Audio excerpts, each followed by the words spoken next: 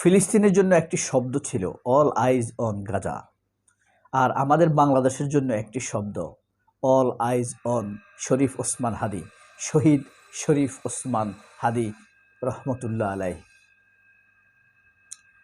এর আগের একটি ভিডিওতে আমি রাদিয়াল্লাহু তাআলা আনহু বলছি, ভুলে আমাকে ক্ষমা করবেন, দোয়া করবেন আল্লাহ যেন ক্ষমা করে দেন। তো শরীফ ওসমান হাদির গুলি খাওয়ার পর সারা পৃথিবী স্তম্ভিত হয়ে গিয়েছে। আমরা স্তম্ভিত হয়েছি সেদিনই তারেক রহমান দেশে আসার ঘোষণা দিয়েছিলেন। তিনি এটা পরের দিনও দিতে পারতেন, যাই হোক দিয়ে ফেলেছেন, এখন তিনি আসবেন, তার আশাটা সত্যি হোক। এখানে শরীফ ওসমান হাদিরকে গুলি খাওয়াকে কেন্দ্র করে এবং শহীদ হওয়াকে কেন্দ্র করে অনেকের মুখোশ খুলে গিয়েছে, অনেকের রাজনৈতিক আবরণ খসে পড়েছে, ভিতরের কঙ্কাল বেরিয়ে এসেছে। ইলেকশনের সামনে আর 50 দিন, এই 50 দিনের মধ্যে অনেকের চরিত্র উন্মোচিত হবে। 49 বছরের পরিবর্তন আমরা দেখতে পাবো, অনেক কিছু ঘটে যাবে, অনেকের মুখোশ ঝরে পড়বে, বিশ্রী কঙ্কাল বেরিয়ে আসবে। যাই হোক, শরীফ ওসমান হাদিকে গুলি করে আওয়ামী লীগ, ভারত, ওয়াকারেরা ভেবেছিল স্তব্ধ করে দিবে সব কিছু এবং জুলাইয়ের যোদ্ধাদেরকে ভয় পাইয়ে দিবে। উপরন্তু আরও উল্টা তাদের ধারণাকে ভুল প্রমাণিত করে সারা বাংলাদেশ নয়, সারা পৃথিবীর নজর চলে এসেছে শরীফ ওসমান হাদির দিকে। আপনি বুঝতে পারেন, সারা বাংলাদেশ থেকে মানুষ এসেছে, ফেসবুকে আবার দিছে সেই লক্ষ্মীপুর, চাঁপাইনবাবগঞ্জ, রাজশাহী, এর মধ্যে তার দ্বিগুণ মানুষ আসতে পারে নাই। দ্বিগুণ মানুষ সামর্থ্য থাকার পরেও রওনা দিয়েও আসতে পারে নাই। তারও দ্বিগুণ মানুষ অর্থ সংকটের কারণে আসতে পারে নাই। তাহলে আপনি বুঝতে পারেন, অল আইজ অন শরীফ ওসমান হাদি। আমি কি ভুল বলেছি? ভুল বলে থাকলে লিখবেন, কারণ মানুষ কান্নাকাটি করেছে। জানাজাতে এসেছে আপনার আমেরিকার একটি পত্রিকা ধারণা করেছে প্রায় 14 থেকে 18 লক্ষ মানুষ হয়েছে জানাজায়। হ্যাঁ, তার মধ্যে আরও দ্বিগুণ মানুষ, বিশ্বাস করেন আরও 36 লক্ষ মানুষ অ্যাটেম্পট নিয়েও আসতে পারে নাই। হ্যাঁ, আরও অসংখ্য মানুষের সামর্থ্য ছিল না, এই কারণে আসতে পারে নাই। অর্থ সংকট আছে, আত্মীয় স্বজন অসুস্থ আছে, হইতে পারে না পারে। মানে প্রায় 14 থেকে 18 লক্ষ মানুষ জানাজাতে অংশগ্রহণ করেছে এবং প্রায় 36 লক্ষ মানুষ প্রস্তুতি নিয়েছে কিন্তু আসতে পারে নাই। প্রায় 70 লক্ষ মানুষ সামর্থ্য ছিল না। তার মানে সারা বাংলাদেশের নজর ছিল শরীফ ওসমান হাদির দিকে।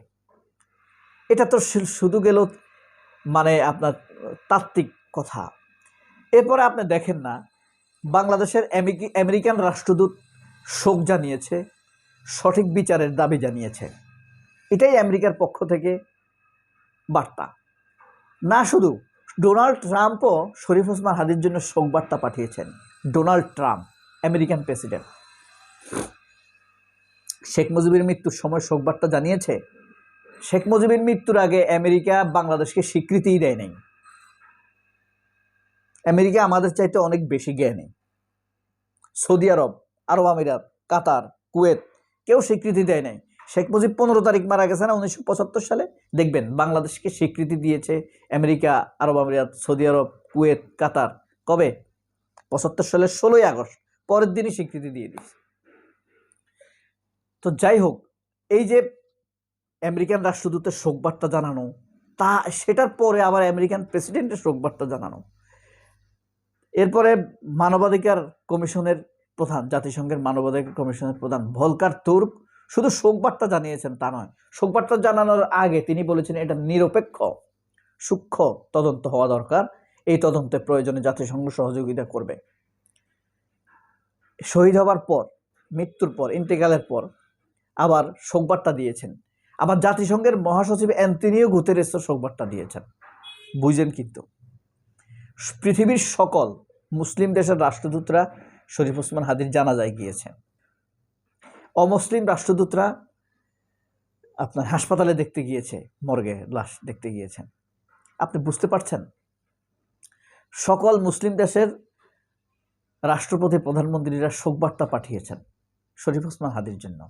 অল আইজ অন ওসমান হাদি, হাদির উপরে নজর পড়েছে সারা পৃথিবীর। আরও মজার একটি ঘটনা, চীনের যতগুলো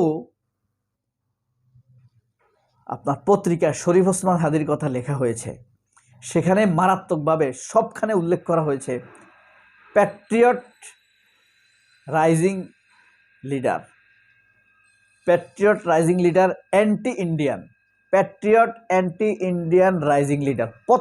চীনের সবচাইতে বড় সংবাদপত্র কোনটা জানেন?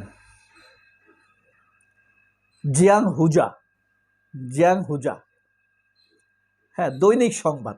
জিয়াংমান সম্ভবত দৈনিক, আমি যতটুকু বের করতে পারছি, যেটা 1 কোটি কপি চলে। চীনের মানুষই তো 140 কোটি, তাই না? তাইলে এই পত্রিকা, চীনের পত্রিকার সংখ্যা কত জানেন? 2100 পত্রিকা আছে চীনে। 2100, এর মধ্যে আমাদের মতো হাবিজাবি কিছু আছে না, এরকম কোনো পত্রিকা নাই চীনে। সব কিন্তু এস্টাবলিশড পত্রিকা চীনের। রেডিও হইল 4600 রেডিও স্টেশন আছে, 4600। ইন্ডিয়াতে কত আছে? 400। চীনে আপনার 2400 টেলিভিশন স্টেশন আছে, 2400 টেলিভিশন আছে। আর ভারতে আছে 421টি, 421টি, আর চীনে হইল 2400। বুঝতে পারছেন ব্যবধান কোথায়? ব্যবধান কেন বলছি এত?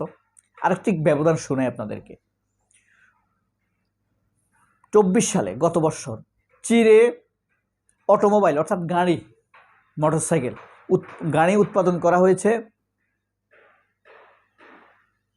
23 কোটি পিস গাড়ি উৎপাদন করা হয়েছে। আর ইন্ডিয়াতে 58 লাখ, 1 কোটিও না, খেয়াল করেন। আর চীনে 23 কোটি, ইন্ডিয়াতে 58 লাখ।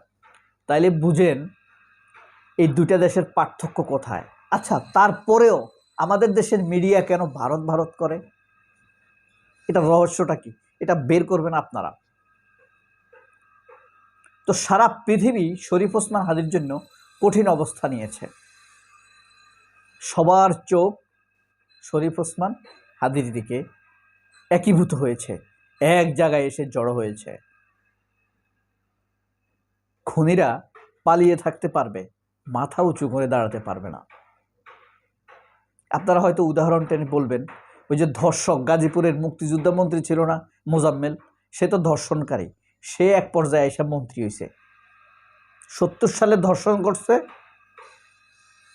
আর 18 সালে এসে মন্ত্রী হয়েছে সে, 48 বছর পরে। এখন 48 বছর পরে আওয়ামী লীগ যদি কখনো ফিরে, তাহলে এই খুনি কি আবার মন্ত্রী হবে? ভাববেন তো আপনারা। আল্লাহ হাফেজ, আসসালামু আলাইকুম।